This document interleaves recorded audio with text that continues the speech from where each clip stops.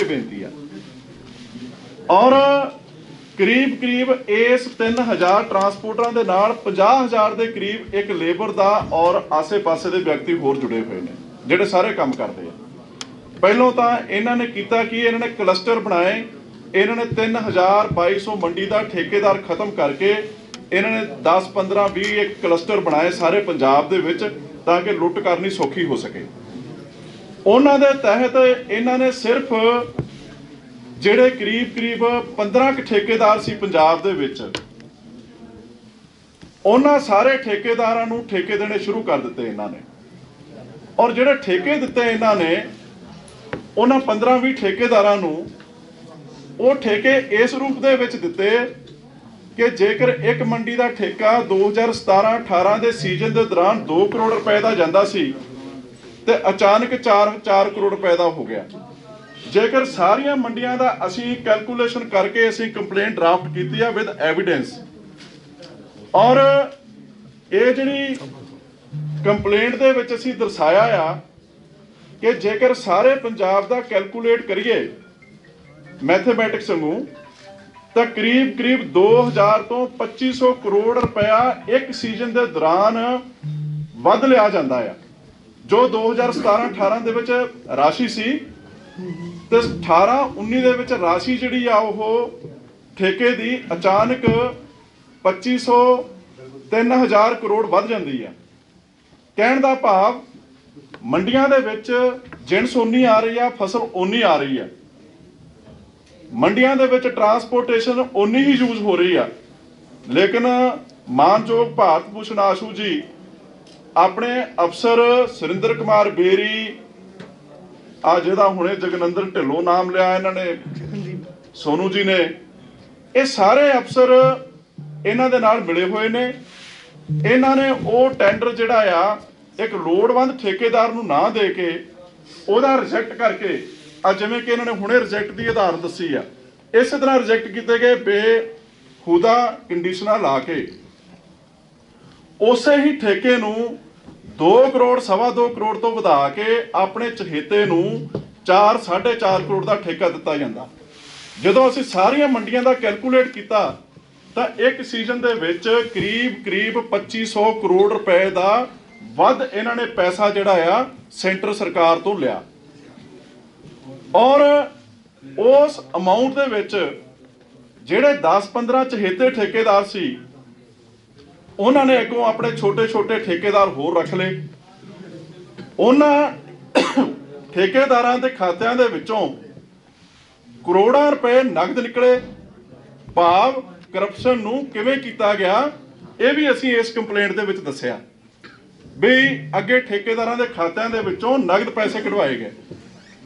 और इस अमाउंट नूं जदों असीं ये सारे ट्रांसपोर्टर भाई साहब सानूं मिले, इन्हां ने कहा जेकर एक मंडी का अज मान लो एक तेलू राम की एग्जाम्पल लै लीए भी जेकर उन्होंने 4.25 करोड़ का ठेका दिता गया तो असीं उत्थे अज भी 2 करोड़ नूं 2.25 करोड़ नूं काम करन नूं तैयार हाँ। इन्हां ने एफीडेविट दिते आ सानूं कि असीं ये इन्हां दे एग्जैक्टिव मजिस्ट्रेट तो तस्दीक होए एफीडेविट ने।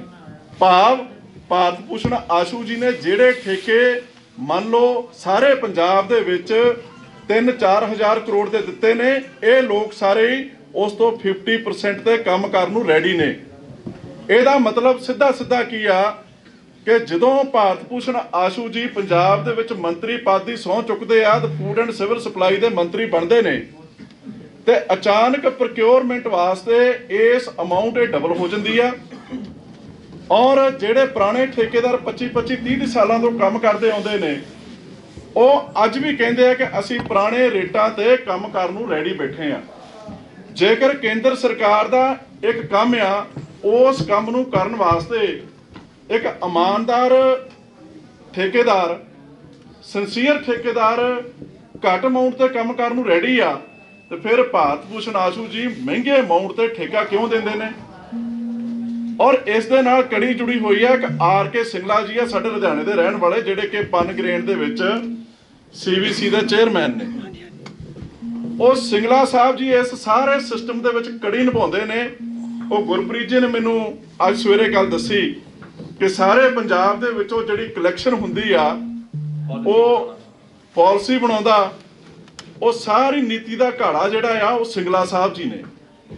ਸਿੰਗਲਾ ਸਾਹਿਬ ਜੀ ਦੇ ਕੋਲ ਪਾਲਿਸੀ ਵੀ ਬਣਦੀ ਆ, ਕਲੈਕਸ਼ਨ ਵੀ ਹੁੰਦੀ ਆ ਤੇ ਅੱਗੋਂ ਡਿਸਟ੍ਰੀਬਿਊਸ਼ਨ ਵੀ ਹੁੰਦੀ ਆ। ਇਹ ਬਹੁਤ ਵੱਡਾ ਇੱਕ ਸਾਡੇ ਹਿਸਾਬ ਦੇ ਨਾਲ ਇਹਨਾਂ 4 ਸੀਜ਼ਨਾਂ ਦੇ ਵਿੱਚ ਕਰੀਬ 7 ਤੋਂ 8 ਹਜ਼ਾਰ ਕਰੋੜ ਰੁਪਏ ਦੀ ਕਰਪਸ਼ਨ ਹੋਈ ਹੈ।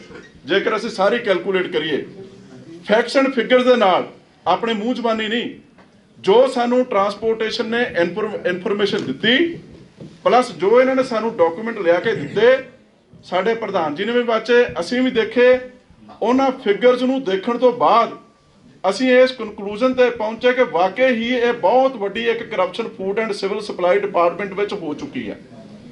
ਔਰ ਇਹਦੇ ਵਿੱਚ ਜਿਹੜੇ ਇਨਵੋਲਵ ਨੇ ਉਹ ਇਹ 4-5 ਹੀ ਅਫਸਰ ਨੇ, R.K. ਸਿੰਗਲਾ ਜੀ, J.S. ਢਿੱਲੋਂ ਜੀ, ਸੁਰਿੰਦਰ ਕੁਮਾਰ ਬੇਰੀ ਜੀ ਜਿਹੜੇ DFEC ਲੁਧਿਆਣਾ ਵੈਸਟ ਨੇ। ਔਰ ਇਹਨਾਂ ਸਾਰਿਆਂ ਨੇ ਮਿਲ ਕੇ, ਇਹ ਬੰਦੇ ਕਈ ਤਰ੍ਹਾਂ ਦੇ ਪੋਸਟ ਨੇ, ਜਦੋਂ ਦੇ ਆਸ਼ੂ ਜੀ ਇੱਥੇ ਮੰਤਰੀ ਨੇ ਉਦੋਂ ਦੇ ਇਹ ਪੋਸਟਡ ਨੇ, ਇਹਨਾਂ ਦੀ ਬਦਲੀ ਨਹੀਂ ਹੋ ਸਕਦੀ ਜਿੰਨਾ ਚਿਰ ਇਹ ਮੰਤਰਾਲਾ ਨਹੀਂ ਸ਼ਿਫਟ ਹੁੰਦਾ, ਇਹ ਇੱਥੇ ਰਹਿਣਗੇ। ਇਹ ਸਾਰੀ ਇੱਕ ਕੜੀ ਆ ਜਿਸ ਦੀ ਅਸੀਂ ਕੋਈ ਦੋਸ਼ ਨਹੀਂ ਲਾ ਰਹੇ, ਅਸੀਂ ਫੈਕਟਸ ਐਂਡ ਫਿਗਰ ਦੇ ਨਾਲ ਆਪ ਜੀ ਦੇ ਰੂਬਰੂ ਹੋਏ ਆ। ਔਰ ਅਸੀਂ ਇਹ ਚੀਜ਼ ਜਿਹੜੀ ਆ, ਅਸੀਂ ਹੁਣੇ ਪੁੱਛਿਆ ਸਾਨੂੰ ਕਿ ਤੁਸੀਂ ਹੋਣੀ ਕਿਉਂ, ਇਹ ਦੇਖੋ ਇਹ ਐਵੀਡੈਂਸ ਦੀ ਗੱਲ ਆ। ਜਦੋਂ ਸਾਡੇ ਕੋਲ ਐਵੀਡੈਂਸ ਆਏਗਾ ਤੇ ਅਸੀਂ ਉਦੋਂ ਹੀ ਮੀਡੀਆ ਕੋਲ ਆਵਾਂਗੇ। ਅਸੀਂ ਕਦੇ ਵੀ ਮੀਡੀਆ ਦੇ ਪਾਸ ਹਵਾ ਦੇ ਵਿੱਚ ਨਹੀਂ ਆਏ, ਜਦੋਂ ਵੀ ਆਏ ਆ ਫੈਕਟਸ ਐਂਡ ਫਿਗਰ ਲੈ ਕੇ ਆਏ ਆ।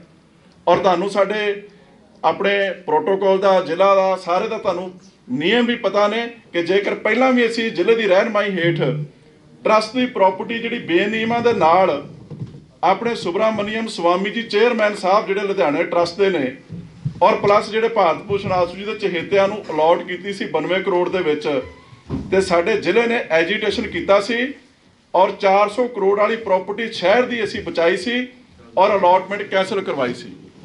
ਔਰ ਅੱਜ ਸ਼ਹਿਰ ਇਸ ਚੀਜ਼ ਨੂੰ ਬਿਲਕੁਲ ਯਾਦ ਕਰ ਰਿਹਾ ਕਿ ਵਾਕਈ ਹੀ ਅਸੀਂ 300 ਕਰੋੜ ਦਾ ਸ਼ਹਿਰ ਦਾ ਸਾਰੀ ਪਬਲਿਕ ਦੇ ਸਹਿਯੋਗ ਦੇ ਨਾਲ, ਆਪ ਤੁਹਾਡੇ ਮੀਡੀਆ ਭਾਈਚਾਰੇ ਦੇ ਸਹਿਯੋਗ ਦੇ ਨਾਲ ਅਸੀਂ ਉਸ ਗੱਲ ਨੂੰ ਅਸੀਂ ਸਿਰੇ ਲਾ ਸਕੇ ਸੀ।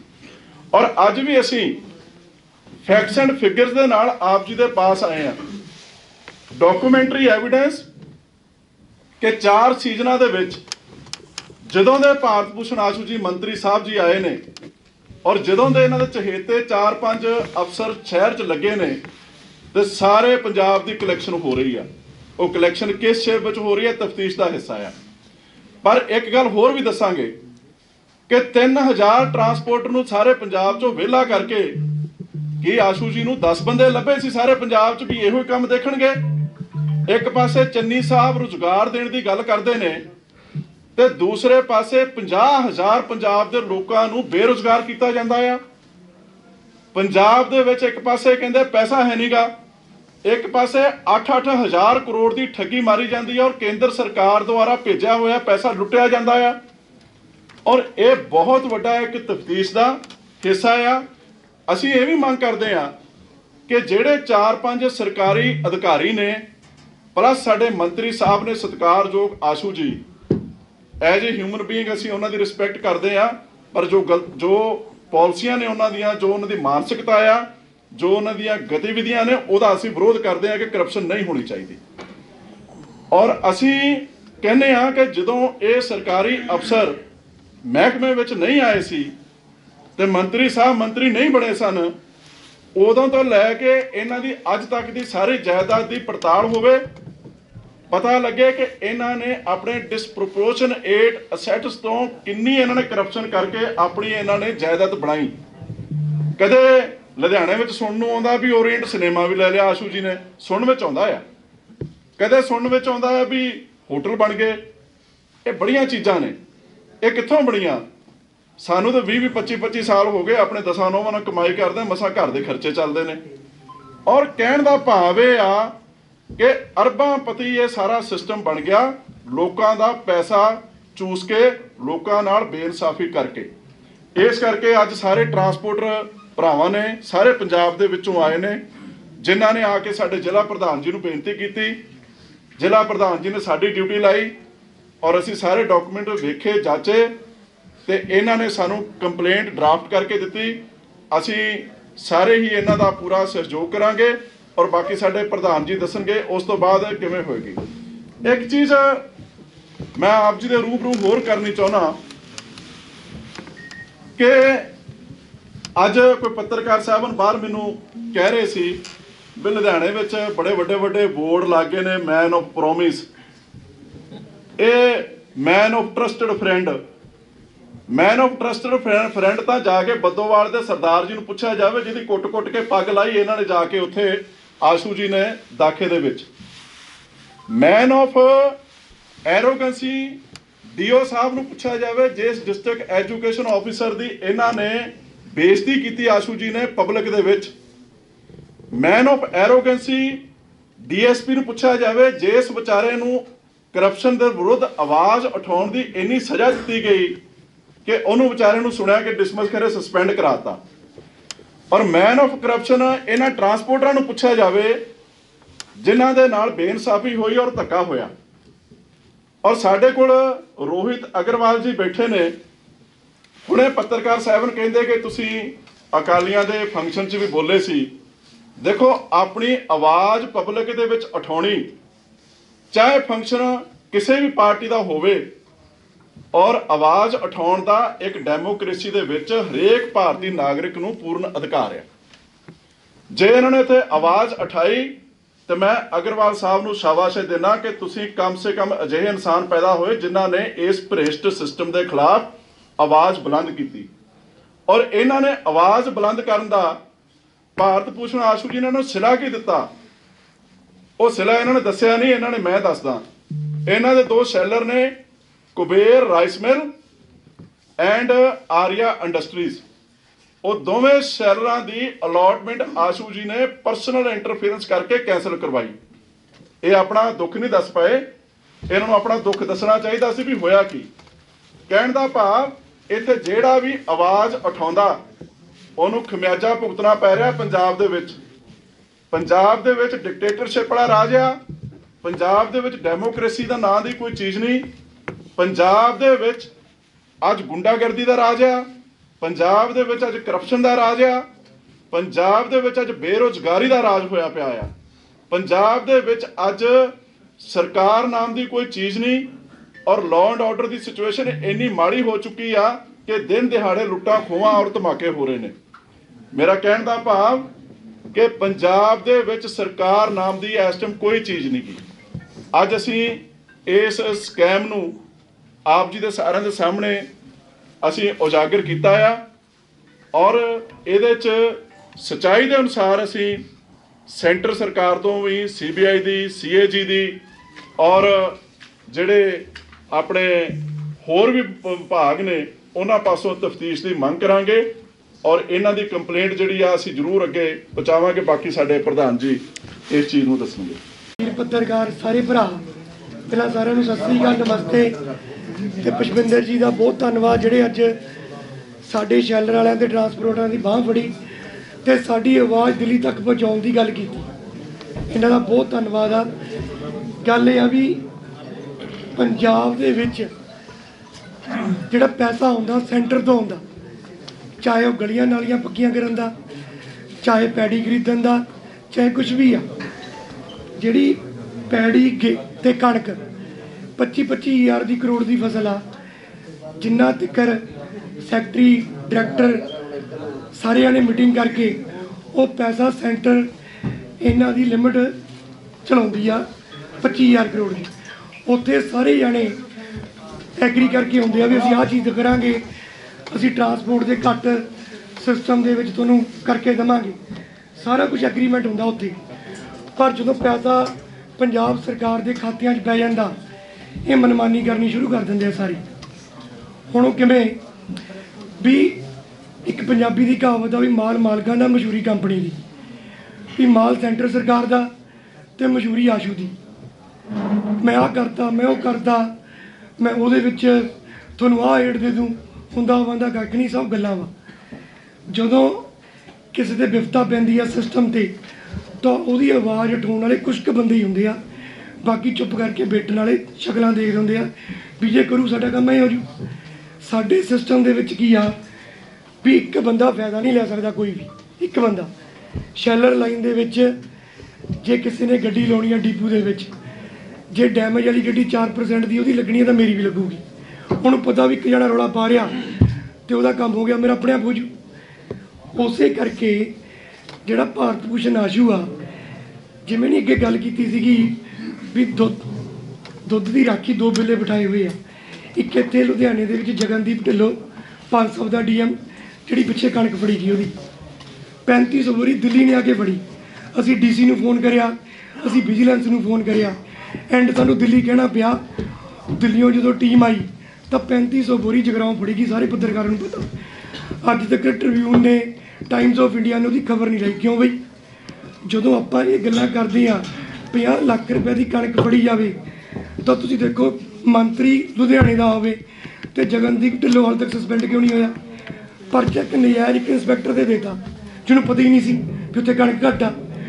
ਫਿਰ ਜਿਹੜੇ ਗਦਾਮ ਗੰਨੇ ਆ ਹੋਰ, ਉਹ ਕਿਹਦੀ ਜ਼ਿੰਮੇਵਾਰੀ ਬਣਦੀ ਆ? ਇਸ ਕਰਕੇ ਭਰਾਵੋ ਵੀ ਇੱਕ ਸਕੈਮ ਦੇ ਵਿੱਚ ਸਾਰੇ ਇਕੱਠੇ ਆ। 96,000 ਬੋਰੀ ਇੱਕ ਬੰਦਾ ਲੈ ਕੇ ਭੱਜ ਗਿਆ ਅੰਮ੍ਰਿਤਸਰ ਤੋਂ, ਵਿਦੇਸ਼ ਚਲਿਆ ਗਿਆ। 8 ਕਰੋੜ ਦਾ ਘਪਲਾ, ਅੱਜ ਤੱਕ ਉਹ ਨਹੀਂ ਕੀਤਾ ਕੁਝ। ਕਿਹਦੇ ਤੇ ਪਰਚੇ ਦਰਜ ਹੋਏ ਆ? ਫਿਰ ਸ਼ੈਲਰ ਦੇ ਵਿੱਚ 96,000 ਬੋਰੀ ਘੱਟ ਸੀਗੀ, 2 ਲੱਖ ਬੋਰੀ ਅੰਮ੍ਰਿਤਸਰ ਚੋਂ ਕਣਕ ਦੀ ਗਾਇਬ ਹੋ ਗਈ, ਉੱਥੇ ਕੁਝ ਨਹੀਂ ਕਰਿਆ। ਇਹ ਸਾਰੇ ਸਕੈਮ ਕਿੰਨੇ ਆ? ਅਸੀਂ ਅੱਜ ਭਾਜਪਾ ਦੇ ਵਿੱਚ ਇਹ ਗੱਲ ਕਹਿ ਰਹੇ ਹਾਂ ਦਿੱਲੀ ਆਵਾਜ਼ ਉਠਾਉਣ ਲਈ ਵੀ ਇਹਦੇ ਤੇ CBI ਐਕਸ਼ਨ ਲਵੇ ਸਿਸਟਮ ਦੇ ਵਿੱਚ, ਤਾਂ ਇਹ ਸਾਰਾ ਕੁਝ ਬਾਹਰ ਨਿਕਲਣਾ ਵਾ। ਤੇ ਰਹੀ ਗੱਲ ਸ਼ੈਲਰਾਂ ਦੀ, ਪਿੱਛੇ 1 ਅਕਤੂਬਰ 2020 ਨੂੰ FRK ਲੈਣਾ ਸੀ ਸੈਂਟਰ ਗਵਰਨਮੈਂਟ ਨੇ। ਇਹ ਮੋਦੀ ਜੀ ਦਾ ਡ੍ਰੀਮ ਪ੍ਰੋਜੈਕਟ ਸੀਗਾ, ਤਾਂ ਇਹਨਾਂ ਨੇ ਐਗਰੀਮੈਂਟ ਉੱਥੇ ਕਰ ਲਿਆ ਤੇ ਸ਼ੈਲਰ ਵਾਲਿਆਂ ਨਾਲ ਕੋਈ ਐਗਰੀਮੈਂਟ ਨਹੀਂ ਕਰਿਆ। ਉਹਦੇ ਵਿੱਚ ਕੀ ਹੋਇਆ ਵੀ ਮਾਰਚ ਦੇ ਵਿੱਚ ਸ਼ੈਲਰ ਵਾਲਿਆਂ ਦਾ ਕੰਮ ਬੰਦ ਹੋ ਗਿਆ। ਤਾਂ ਉਹਦੇ ਵਿੱਚ ਇਹਨਾਂ ਦਾ ਕੀ ਸਿਸਟਮ ਸੀ ਵੀ 400 ਕਰੋੜ ਰੁਪਏ ਦੀ ਰਿਸ਼ਵਤ ਸੀ। ਜਿਹੜੇ ਬਲੈਂਡਰ ਲੱਗਣੇ ਸੀ, ਮਸ਼ੀਨਾਂ ਲੱਗਣੀਆਂ ਸੀ, ਉਹ ਇਹਨਾਂ ਨੇ ਆਪਣੀਆਂ ਲਾਉਣੀਆਂ ਸੀ। ਜੇ ਸ਼ੈਲਰ ਵਾਲਾ ਕਿਸੇ ਗੱਲ 'ਚ ਬੰਦ ਆ ਤਾਂ ਬੰਦ ਆ, 1 ਮਹੀਨਾ ਕੰਮ ਬੰਦ ਹੋ ਗਿਆ, ਕਿੰਨਾ ਵਿਆਜ ਪੈ ਗਿਆ ਸੈਂਟਰ ਨੂੰ। ਤਾਂ ਜਦੋਂ ਅਸੀਂ ਉਹਦਾ ਘਪਲਾ ਸਾਹਮਣੇ ਪੇਸ਼ ਕੀਤਾ ਵੀ ਆਹ ਚੀਜ਼ ਆ ਸਾਰੀ, ਤਾਂ ਇਹਨਾਂ ਨੇ ਕੀ ਕੀਤਾ ਵੀ ਜਿਹੜਾ ਬੰਦਾ ਬੋਲਦਾ ਉਹਦੇ ਤੇ ਪਰਚਾ ਦਰਜ ਕਰਾ ਦਿੰਦੇ ਆ ਵੀ ਸਾਡੀ ਕਰਪਸ਼ਨ ਦੇ ਖਿਲਾਫ ਨਾ ਕੋਈ ਬੋਲੇ। ਤੇ ਅੱਜ ਜਦੋਂ ਦੂਸਰੀ ਗੱਲ ਵੀ ਜਦੋਂ ਅਸੀਂ ਆ ਕਣਕ ਵਾਲੀ ਗੱਲ ਵੀ ਕੀਤੀ ਇਹਨਾਂ ਦੀ, ਤਾਂ ਉਹਦੇ ਵਿੱਚ ਵੀ ਇਹ ਭਾਰਤ ਭੂਸ਼ਣ ਆਸ਼ੂ ਤੱਕ ਪੈਸੇ ਜਾਂਦੇ ਆ, ਤੇ ਇਸ ਕਰਕੇ ਇਹਨੂੰ ਕੋਈ ਬੋਲ ਨਹੀਂ ਸਕਦਾ ਕਿਸੇ ਗੱਲ। ਸਰ ਤੁਸੀਂ ਪਹਿਲਾਂ ਅਕਾਲੀ ਦਲ ਕੋਲ ਅਕਾਲੀ ਦਲ ਦੀ ਮੀਟਿੰਗ 'ਚ ਵੀ ਗਏ ਸੀਗੇ, ਹਾਂਜੀ। ਤੁਸੀਂ ਉਹਨਾਂ ਨੂੰ ਵੀ ਕਿਹਾ ਸੀਗਾ, ਤੇ ਲੇਕਿਨ ਤੁਸੀਂ ਅੱਜ BJP ਦੇ ਨਾਲ ਮਿਲ ਕੇ ਵੀ ਬੈਠਕ ਦੇ ਵਿੱਚ ਬੈਠੇ ਹੋ ਤੇ ਉਹਦੇ ਵਿੱਚ ਵੀ ਇਹੀ ਗੱਲ ਕਰ ਰਹੇ ਹੋ, ਤੇ ਤੁਹਾਨੂੰ ਕੀ ਲੱਗਦਾ ਹੈ? ਕਿਵੇਂ? ਸਰ ਸੁਖਬੀਰ ਬਾਦਲ ਸਾਹਿਬ ਆਏ ਸੀ, ਤੁਸੀਂ ਉੱਥੇ ਬੜੀ ਉੱਚੀ ਆਵਾਜ਼ ਵਿੱਚ ਬੋਲਿਆ ਵੀ ਚੰਨੀ ਸਾਹਿਬ ਦਾ ਕਾਂ ਮਾਰ ਕੇ ਟੰਗਣਾ ਸਾਨੂੰ ਲੱਗ ਗਿਆ। ਹਾਂਜੀ ਹਾਂਜੀ ਹਾਂਜੀ। ਤੇ ਮੈਂ ਉਹ ਪੁੱਛਣਾ ਚਾਹੁੰਦਾ ਭਰਾ ਸਾਡਾ ਅਕਾਲੀ ਦਲ ਵਿੱਚੋਂ ਕਿ ਇੱਧਰ BJP ਨਾਲ ਹੋ, ਉੱਥੇ ਵੀ ਤੁਹਾਡੇ ਇਹ ਕੁਐਸਚਨ ਸੀ, ਇਹੀ ਤੁਹਾਡਾ ਜਵਾਬ ਸੀ। ਅਸੀਂ ਇੰਡਸਟਰੀਅਲ ਮੀਟਿੰਗ 'ਚ ਗਏ ਸੀ ਉੱਥੇ, ਸੁਣੋ ਗੱਲ, ਇੰਡਸਟਰੀਅਲ ਚੈਂਬਰ ਦੀ ਮੀਟਿੰਗ ਸੀ।